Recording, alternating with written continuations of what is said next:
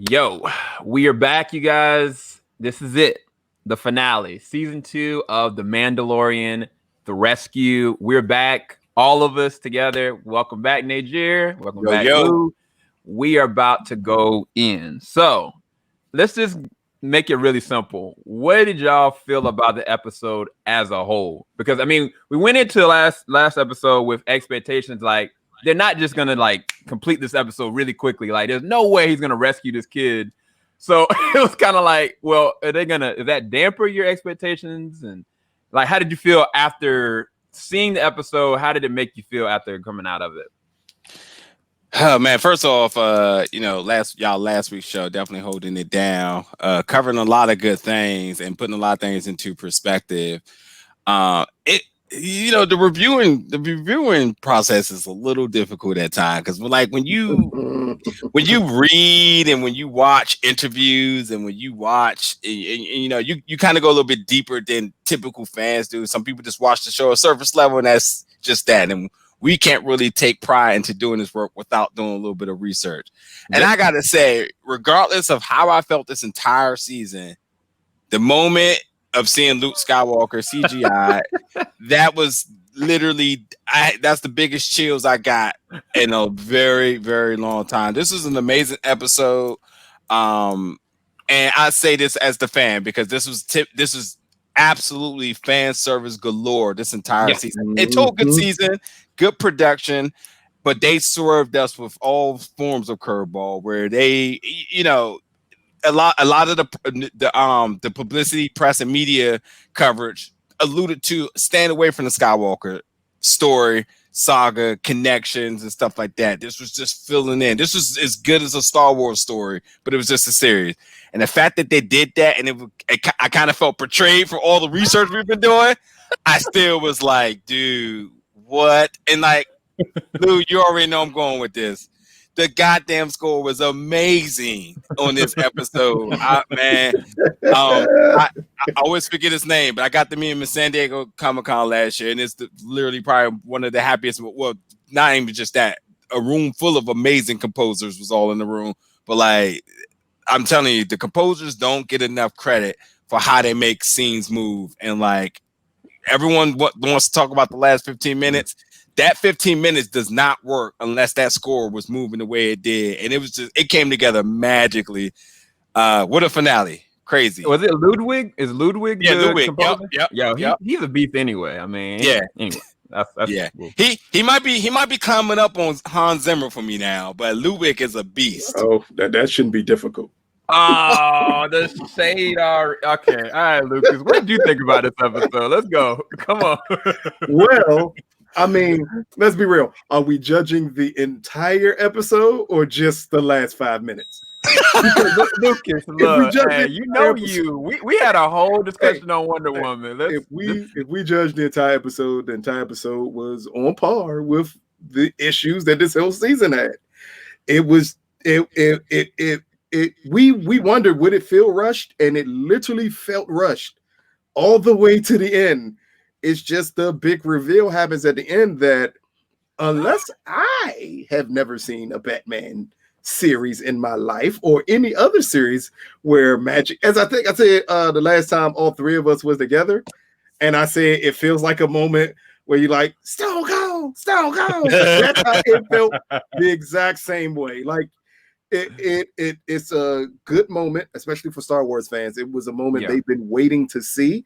Yeah. But again, if we judge it as a whole, the episode's on par with the rest of the season. If you judge the last 5 minutes, for most Star Wars fans, it's the best episode of television ever made, will ever be made, ever done. Granted, it was a kind of a ripoff of Rogue One, but still, okay. It worked for people. I just want to add a few things. I think that a lot of fans are definitely way overjealous here with the idea of this is the moment that they've been waiting to see. I don't think I ever met anybody, except for like my really, really, really big Star Wars fan. And even they don't want that because it's the idea of like, you can't do Luke because, such and such is older now. And then you think about the de-aging process and CGI. A lot of people aren't really keen to that. And like they did this all good, not even a question. But I don't think a lot of people were looking for this moment to have been Luke as much as they were after they seen it and saying like, this is the moment I've been waiting for. You don't know. This could have been Ahsoka and no one would have cried. No, they would have. Like, it's a different level. I've had people been waiting. They literally cast somebody in the role of Luke at the beginning of the season, thinking 100% so that Luke was going to come back. I think it's not the moment, it's the person that they wanted back. They wanted to have that character back and the character to show off. It's kind of the same thing you got with Ahsoka when you wanted her to show off. Or again, with the scene that this ripped off, like Vader at the end of Rogue One. You just wanted to see him in action. And I think that's what they wanted more than anything. And as you said, Najir, this is fan service to the 1000%. They said, forget anything that would make you care about any other character. We're going to give you pure fan service here. And I'm going to let Sam go and also say, by the way, this does not negate the point that that's a Sith baby. That's all. It's not over. It's not over.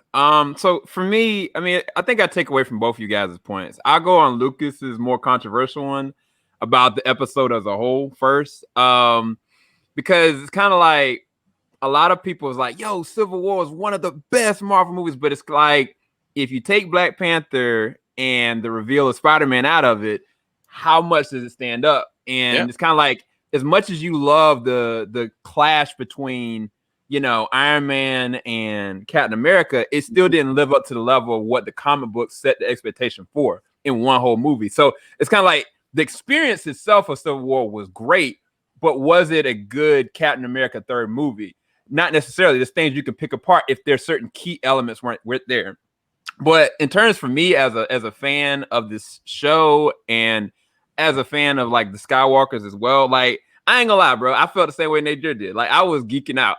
Like I hadn't even posted my reaction yet because I don't know how I'm gonna post it, but I was freaking out. It's so, look, straight up when I saw the X-Wing, I was like, wait, what the flip? And then like you said, the score started to hit, and like when those dark troopers kind of stopped like hitting the door, because I was like, low-key, the way they built up the dark troopers and like Mondo's fight with them, I was like, this man can't even kill one of these things. Like they about to die. All of them are going to die straight up. There's no chance. And so I was like, something has got to happen because they're gonna die. And so as soon as it turned around and that reveal happened, like I ain't gonna front, bro. Like it gave me the same exact feeling that I had from Rogue One with Darth Vader. Do I think the Darth Vader scene is way more iconic and epic? Yes. But to Najir's point, people have been waiting. People were thinking that this was going to be what Rian Johnson was going to do with Luke, with that standoff with Kylo Ren, and that wasn't, that didn't live up to the expectations of what they wanted. Exactly.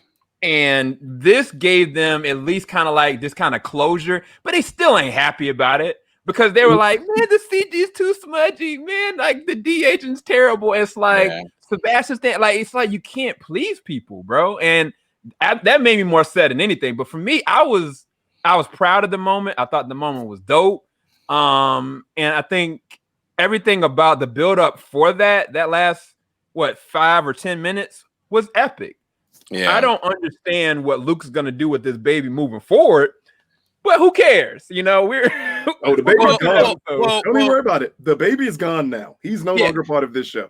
Well, here's a couple of things to talk about really quick. I mean, we can definitely break down the whole episode, but we know people only care about it's really 15 minutes. But yes, people were actually equating this to being the last 5 minutes. I mean, the perception of people's reality of this series right now is out of hand. Like, I get it. I get the show's The Mandalorian, and I literally think people think this show is called Lightsabers Galore. Because that's all they know. It was Baby Yoda season 2. Then people just dumped that. Once they saw a lightsaber, they was just like, oh. So, but I mean, Sam, you're absolutely right. This is and we can even go to why am I drawing a blank on his name? That plays that is Luke Skywalker. Mark I was about to say that. Mark Hamill, thank you. Mark Hamill has been very vocal, both on Twitter, both in interviews, and even if people got a chance to meet him at cons and stuff, is that we know that Mark, deep in his heart, and both verbally, was not pleased about the fate of Luke. He put his heart in this role for years, and the fact that the Luke that he wanted, the fact that the Luke that the fans knew should have been didn't happen. It all went to like, damn, that's it. And the last three of the Skywalker saga, no one's even happy about that.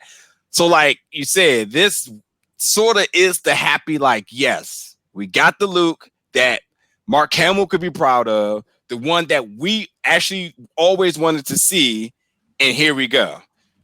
So it's cool, but like again, I this is the Mandalorian. Now that there's 15 other shows coming out, I still want the Mandalorian to focus on the story of Mandalore, not the lightsabers, not Baby Yoda. Who Baby Yoda is probably going to be killed by Kylo Ren if Kylo Ren doesn't realize that, oh, he's an asset to be with us, and maybe Baby Yoda gets put into. Well, we know that didn't happen. We saw the last 3 movies. This little dude does not exist anymore. Well, here's the thing. Remember, Luke went and took kids to train. He took, and the thing is, I know I'd be like religiously wrong about timelines, but we all don't know what the Yoda species grow in time. We don't know how big he'll get, or what size, or does he age at all, no matter how many years pass.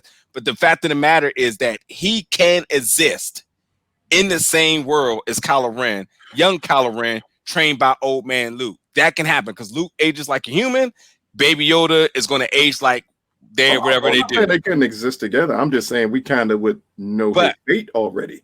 Yeah, but no, that's the thing. We don't know his fate because Kylo Ren burnt the temple. He took some and he killed some. So the question is, what did happen to him?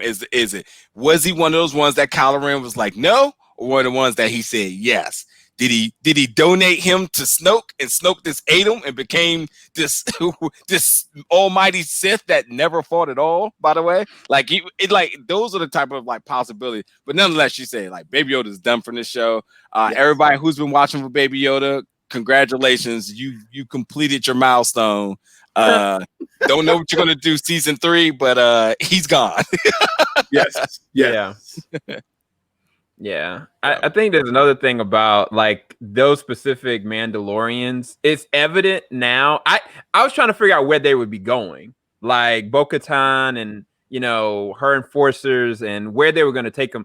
It seems like they might get absorbed into the 3rd season. Like the next section of this is going to be retaking Mandalore, because the way that Moff Gideon set my man up with that darksaber, I thought that was pretty dope, man. Like Carlos, what's his name? How you spell his name? What's his name? Giancarlo Esposito.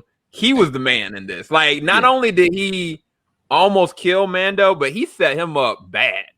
Yeah, and then set everybody else up after the fact. After Luke got here, that was the only time he lost his composure. But yeah, take a look at that amazing scene.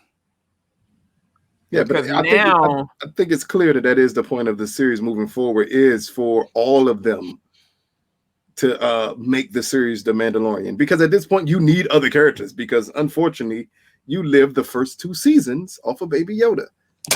So you're gonna have to like get something. And I think they did a good job, as we brought it up before, as everything seemed like a backdoor pilot. They did a good job of bringing them back into play here in the final episode, even showing Sasha Banks going head to head with clone Fett. Yeah, tornado DDT, by the way. Yes, exactly.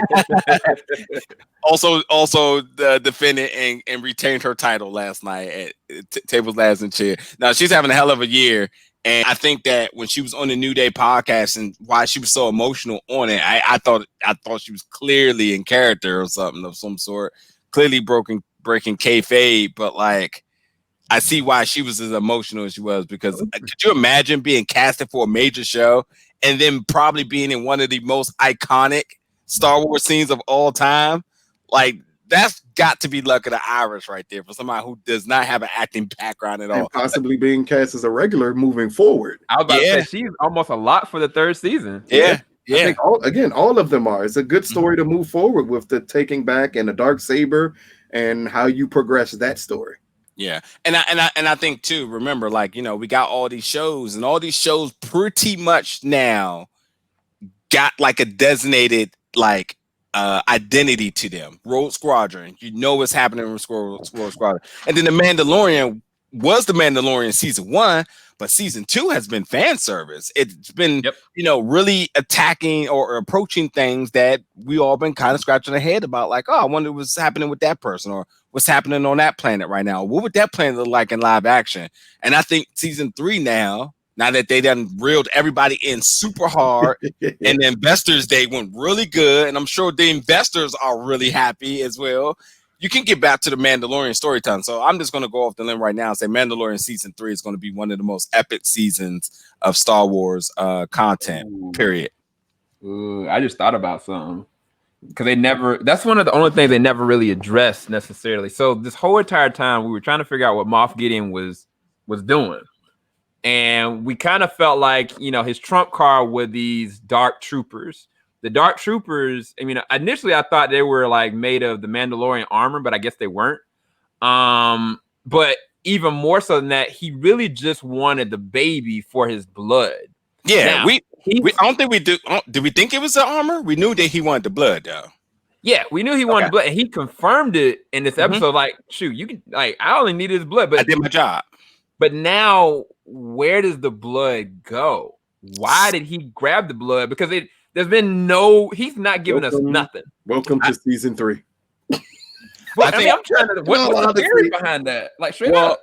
Well, I definitely think we still got to see how did they get to the point of creating more Siths, and that's the thing. There isn't a Sith training camp. You know, Kylo Ren was trained by Luke.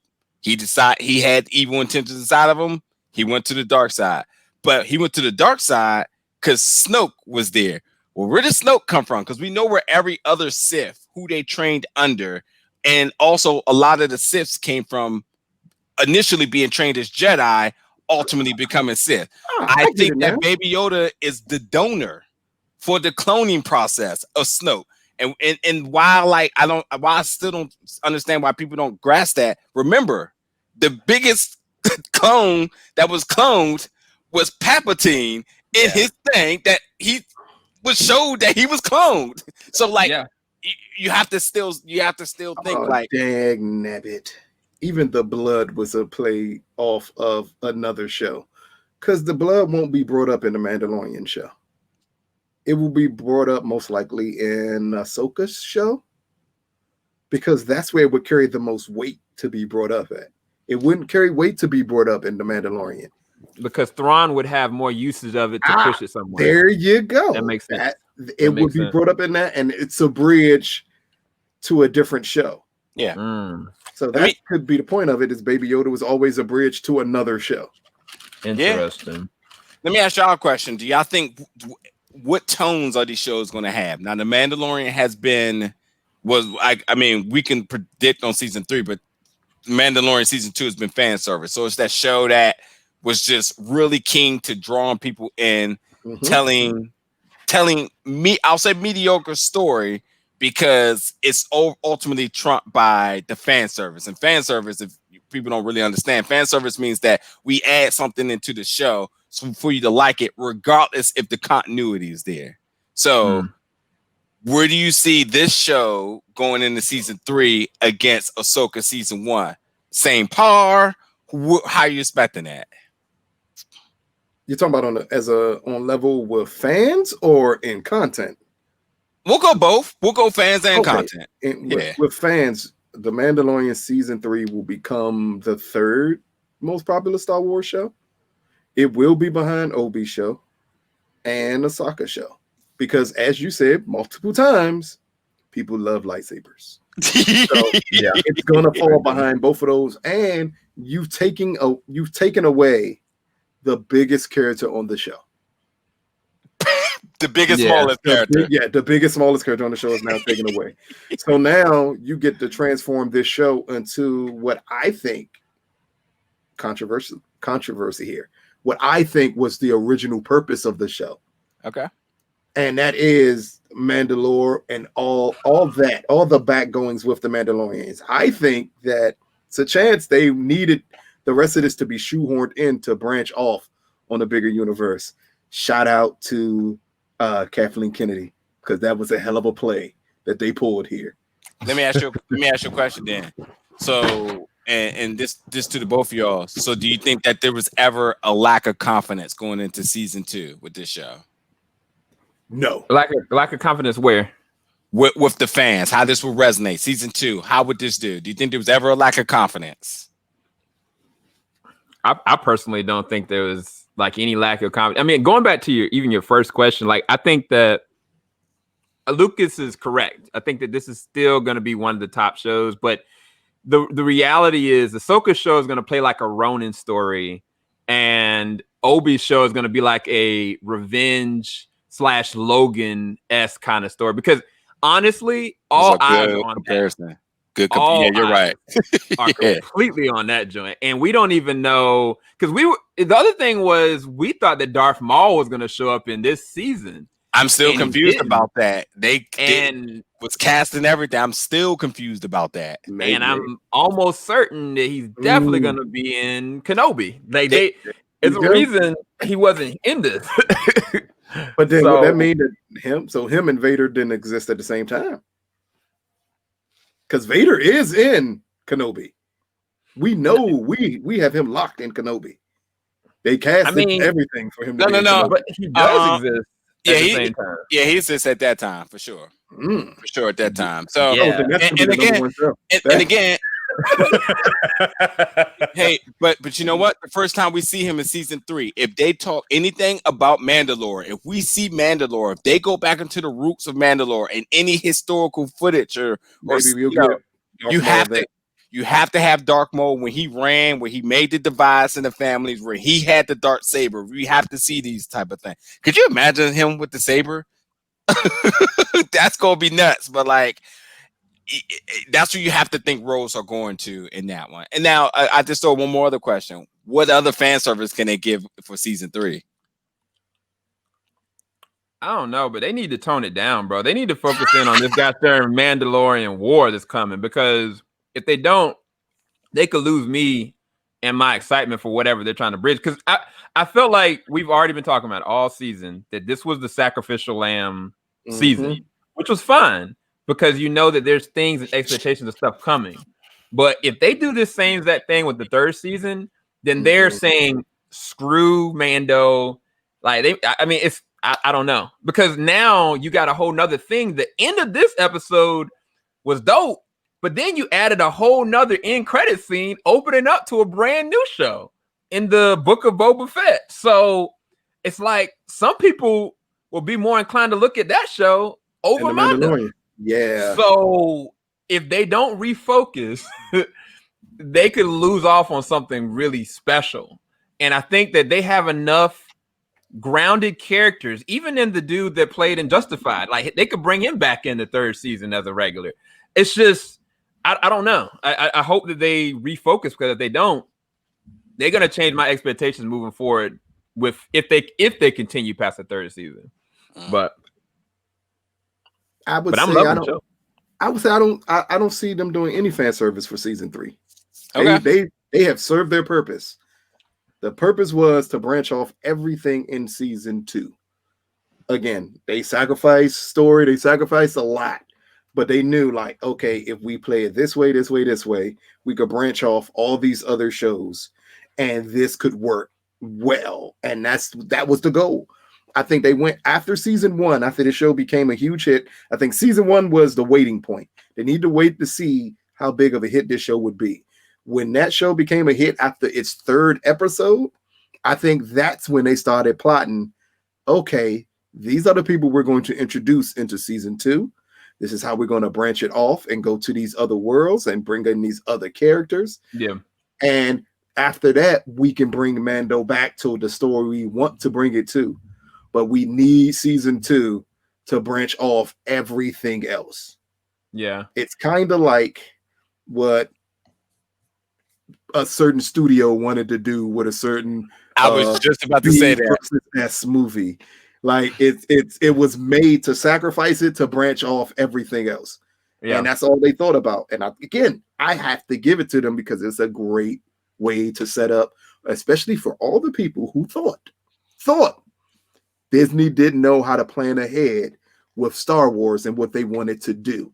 I think this is even more evident that they wanted to get from under the Skywalker saga as soon as humanly possible, and then they wanted to branch off to something else. Yeah. So I have a big question. It's not necessarily focused on this episode, but more a bigger question.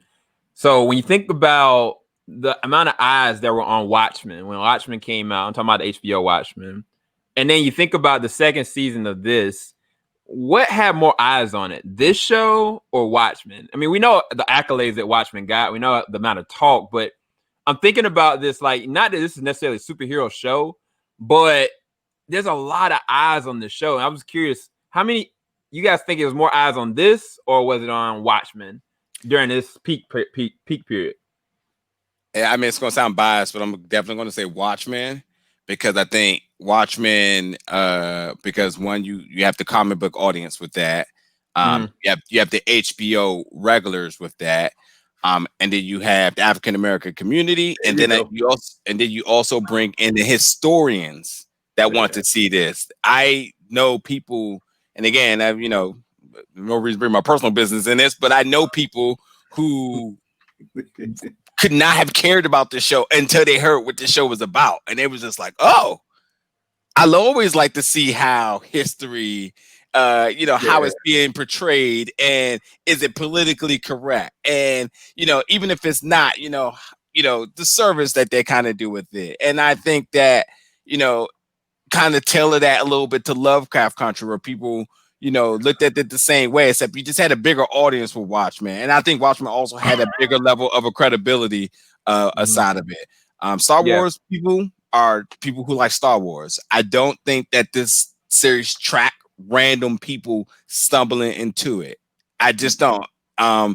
Star Wars religiously does good in the theaters because number one, it's always about the marketing and it's always about the placement of release. If Star Wars was released in a random, I don't know, February or March, I don't think it would be as booming as it was financially as we see in the last three. And the last three movies weren't even good. So like that just tells you.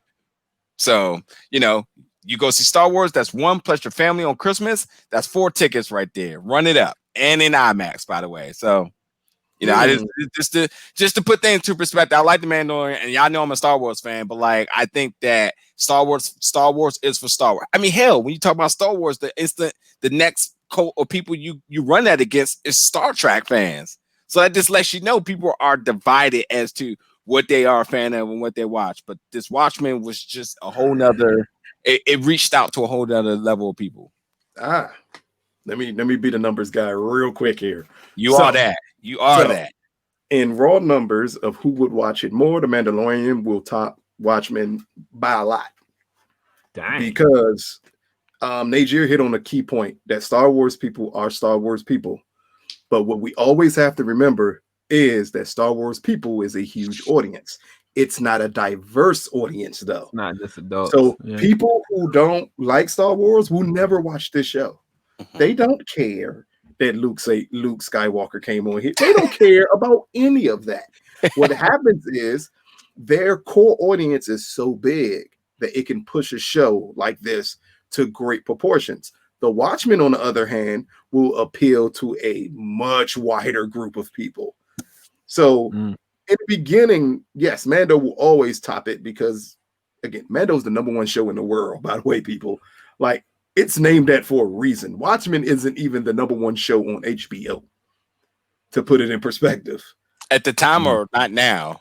Ever. Obviously. Even at the time. Ever. Yeah. No. I mean, that year, Chernobyl had twice the audience that Watchmen had. Forgot about that. Yeah, the Watchmen is, but it will always appeal to a broader audience. It's people who still talking about the Watchmen today.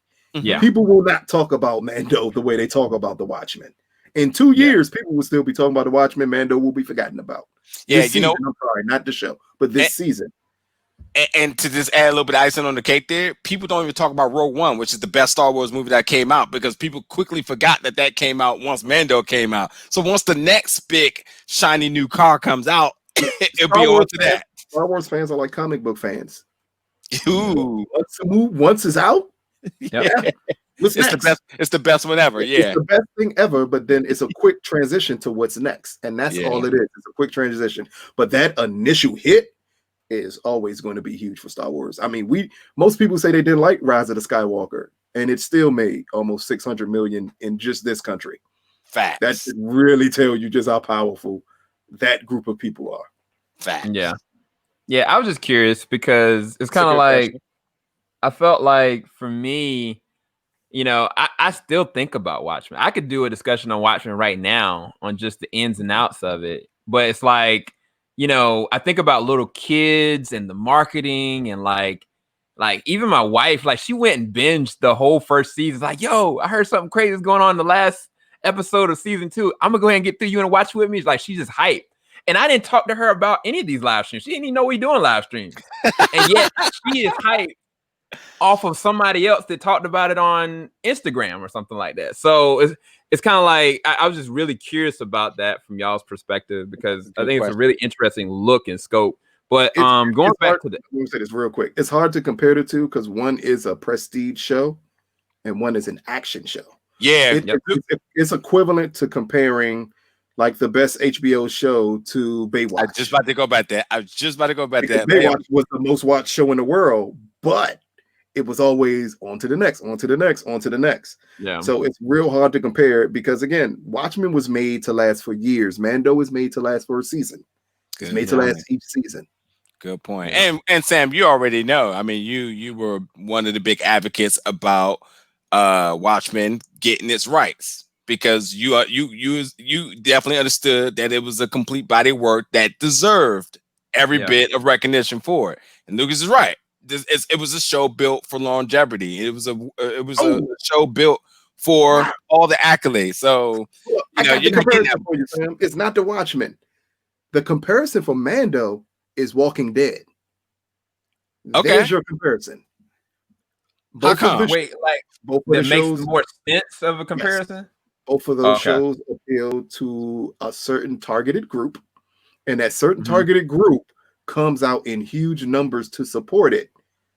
But everything about each season, each episode is what's going to happen next. What's going to happen next? You don't need huge think pieces on them. They're action shows. Like that's the comparison to Mando. Is Mando as big as The Walking Dead in its heyday? That's the comparison that you need to make. That's a good question. Yeah, I don't even want to think about that. That's a whole other hour on this question. I'm not going. There's one thing to say that Star Wars fans are Star Wars fans, but horror and zombie fans trump a lot of different crowds right now. Just ask Shudder about them numbers that ran up. Hey, let's not talk about the best app in the world on this. I was about to say, this man might as well be bored about Shudder. Hey, I need to wear a Shudder shirt at all times. I said that, dude. Hey, that's funny. But I think really quickly in regards to the Mandalorian, like this, it's been fun reviewing it this season. There's been a lot of good things that we all appreciated, and I think that the one thing I hope everybody get from our reviews is that like we absolutely fanboy every single one of these reviews we want, but just the idea of just putting things into perspective about the production, the different people who are involved, the cameos, the connections within the show, the connection outside of the show, Disney setting blueprint with this show for other things to come.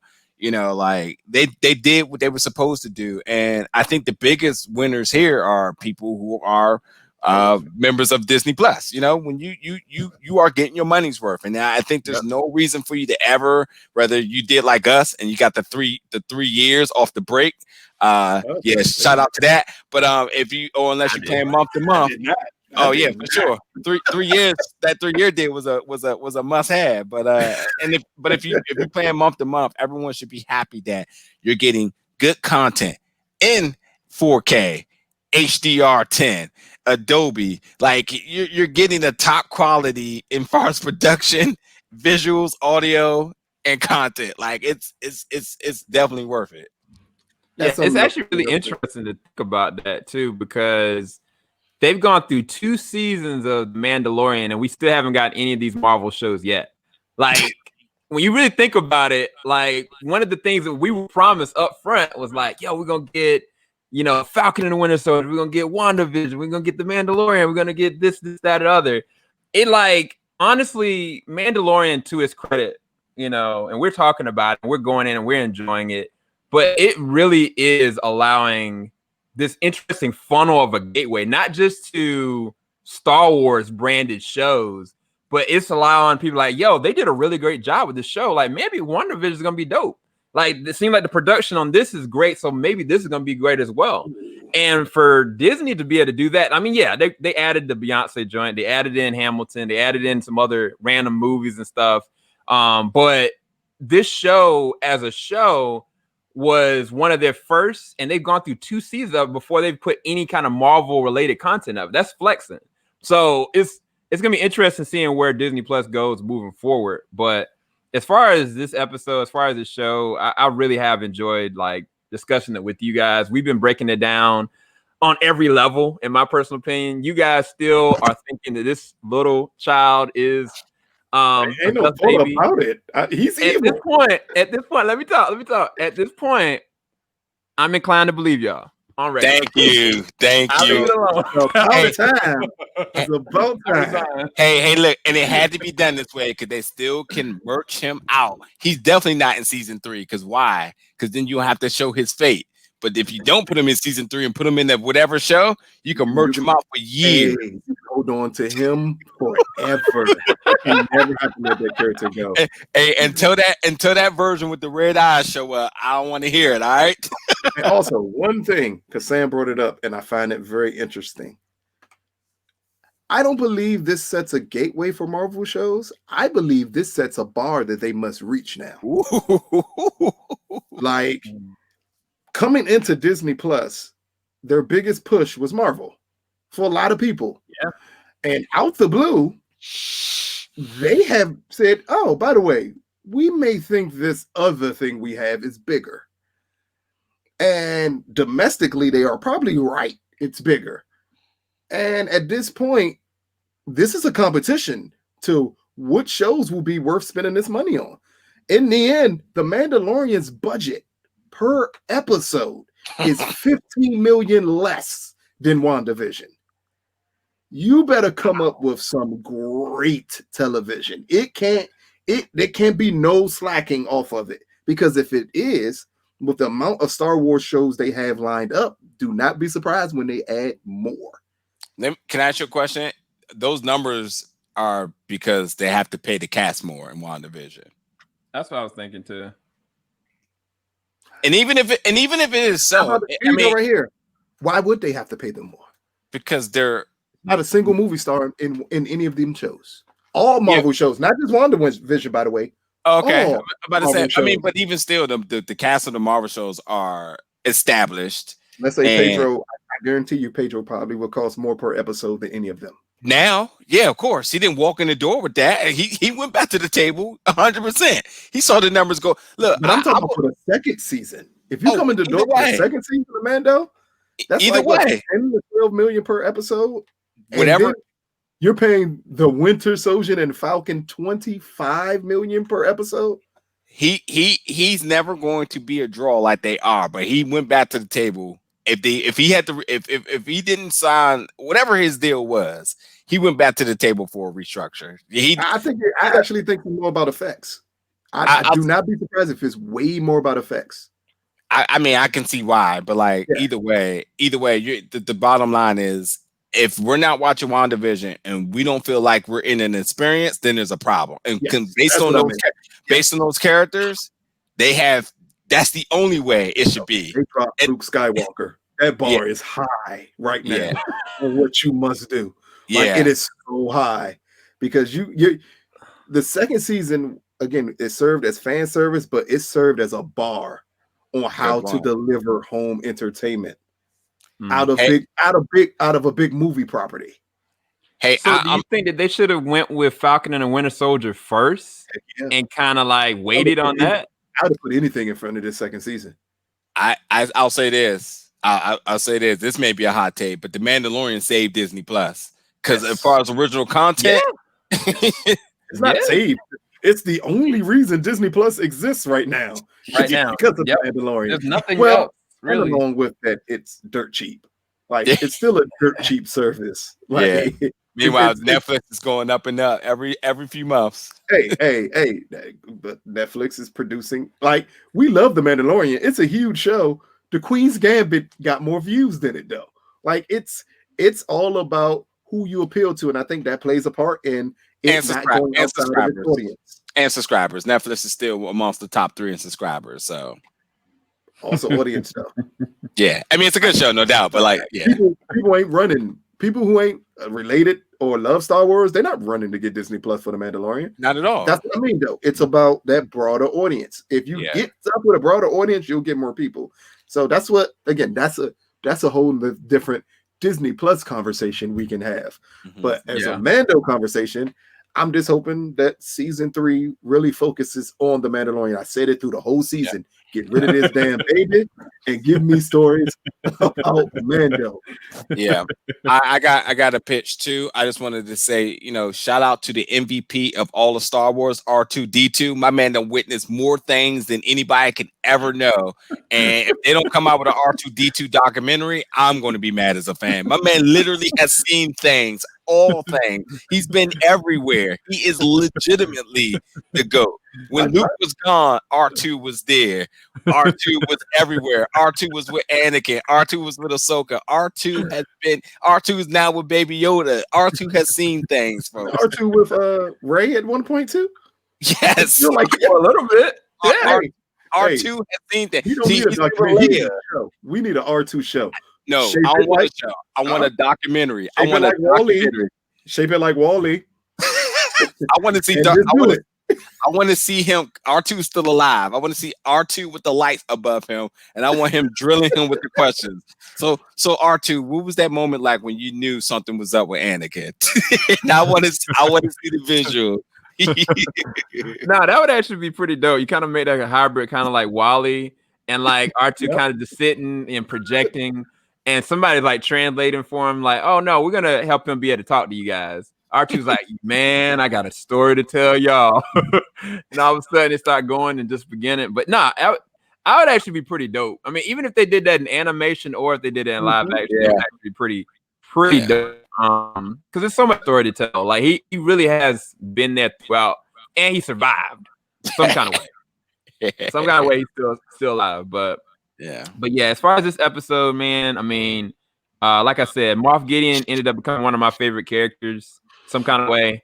I mean, definitely excellent executed action and fan service. Yeah, I mean, almost all the fights in this one and all the build up and the hype was there. But yeah, I don't know. I didn't have any other gripes about the episode. It really just kind of excited me. It gave me what I wanted from an entertainment standpoint. As far as the finale, it didn't hit the season well, but it hit the note that it needed to progress the story forward. Because like me and Lucas were talking about last week, like there's no way they're gonna be able to rescue this baby. And I was kind of like in my head, I was like, well, me and Lucas were also talking about like, what if the person that contacts him is Luke, and what does that look like? And so it just happened to happen, and where it goes, we'll see. But at this point, we want to see Mandalorian season 3 focus on the Mandalorians. So. Yes. That's all I gotta say. Give them their credit. Give them their due. They've been waiting. Yeah, and they got a strong little backstory too. Man, that could be a heck. I don't know anything about Star Wars people, but I know that could be a heck of a story because you have a hell of a cast. That's the key part. These are really good actors that can pull this off. Yeah. I mean, yeah, my closing thoughts is that the Luke scene is absolutely amazing, gave me chills. And, just because I got a perspective about how seasons are, I knew that there was nothing else that can be done once you bring in Luke Skywalker in the way you did. However, like you said, if you really put the season into perspective, you're like, wait, that's it? There has to be something else here. Like, you just, like, this was about the child. It's about you fulfilling your thing. And then you just kind of, like, botched the whole story because Luke came in, took him, and went off. At least another episode or something. But whatever. Like I said, I'm happy to get back to the story of Mandalore. And Boba Fett coming in made sense. Boba Fett getting his own show is just bonus. You've been hearing about it. Yeah, that's really, really, really cool. But overall, this season, the action, whether it was fighting, whether it was the chase scenes, stuff like that, special effects was all done really well. Man. Yeah. It's a good season. Like I said, both from a fan and both as a critic. It was put together well. There was definitely some things, but this last episode, it was just, it was rushed. Like you said, it was definitely rushed. For me, I feel like there's a little bit more story that could have been told there, but off to season 3. So be it. Luke came in. Luke saved the day with his green saber that I've been trying to figure out what happened to that. All the Sentinels. Yeah. Took over. He gave a shout out to his daddy, and he definitely did, and stole his mini daddy because as far as I'm concerned, they're on the same power length. So shout out to them Skywalker boys, man. They out here running the galaxy. Only show next is in 2024. Rey.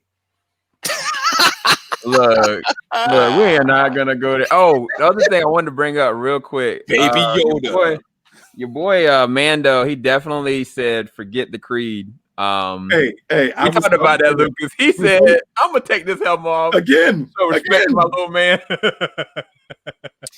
Baby Yoda. So Baby Yoda, because typically when he wants something, he just like makes it happen. Baby Yoda was like, "You know what, y'all didn't even peep what happened." Baby Yoda used that mind trick on him. Said, "Show me your fucking face." He was like, Luke was like, "All right, time to go. Time to get him up out of here." He's showing out. He was like, "Man, away from here, damn it." Hey, when he started touching the screen and made it HD, I was like, "Oh snap, Baby Yoda using his powers again." Exactly. I was like, "Yo, that screen was black and white a second ago." I was like, "Oh snap, it's HD now." I can't. Oh man, used the Comcast force on it. It was like, pray that up. He's like, "Luke, come in here. The game's on." Luke was like, "On the way." Anyway, all right, you guys. Hopefully, y'all enjoyed this final review. We will be back whenever the next season starts. We may. I don't know if y'all want to do WandaVision. We can. It's up to y'all. I don't know. We'll talk about that on the back. Ask the fans. I would do the Bad Batch before I would want to do WandaVision. Wait, what? I would want to do the Bad Batch before I did WandaVision. Wait, hold on. We were talking about we got to finish Clone Wars and Rebels then. No, but so you should understand what I'm saying then. I've literally not seen a Star Wars animated anything, and I would still rather see Bad Batch before I sat through WandaVision. Dang. Okay. Got it. Duly noted. Go check out Big Gold Belt Podcast Media. Description below. Definitely go check out Lucas and Twitter. You can follow us, of course, and subscribe. Hit the bell button on both channels. And we're out, you guys. See y'all.